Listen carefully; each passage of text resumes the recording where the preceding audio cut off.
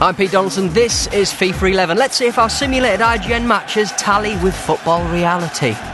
And so the scene was set for a great London derby, a beautiful autumn day in West London. Both Chelsea and Arsenal had a bit of a stinker last weekend, all told. Chelsea kicking from left to right, Arsenal choosing to do almost the complete opposite. Well, they are rivals after all.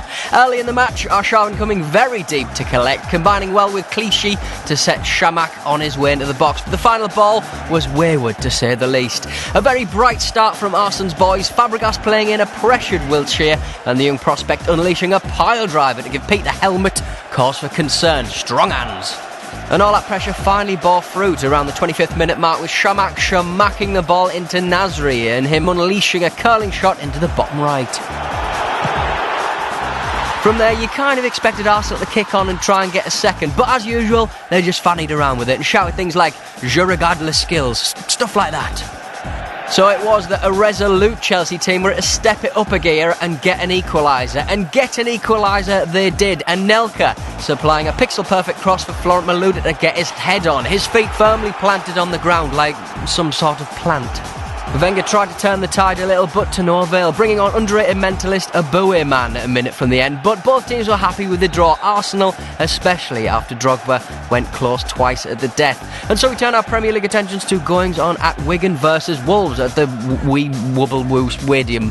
A point at St Andrews lifted the boys in blue and white out of the bottom three, Charles and Zogbia in particular getting most of the abuse from the home fans. But it was Wolves that put together the first meaningful attack late in the first half. After putting a reducer in on the defender, Doyle smashed his shot straight down the keeper's throat, Fletcher doing badly with the rebound. The second half went on pretty much the same as the first. Frenetic tackling in midfield, neither side capitalising on their approach play.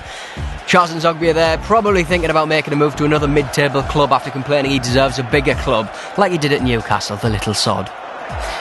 Oh, Charles. So that's how it ended, a nothing result. Finally for now, Spurs-Villa. Villa putting together a decent couple of results after an early wobble. Spurs really should have capitalised on a weekend where the top 3 or 4 teams in the country dropped points, but they didn't. So there's no point in crying over spilled Peter Crouch.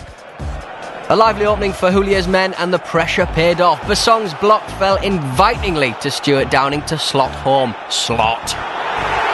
But that's where Villa's dominance ended. Pavlyuchenko coping acrobatically from a crouchy cross. Apart from him being offside and missing the target, full marks to the Russian. Pavlyuchenko brought down in the box in the 32nd minute. No penalty, says the referee. For Villa, everything was going Karoo. Ireland not even close to hitting the target. After the restart, a goal for Pavlyuchenko. Long time coming and dispatched with aplomb. So that's what ended all square Villa Spurs. Will this be how it all pans out at the weekend?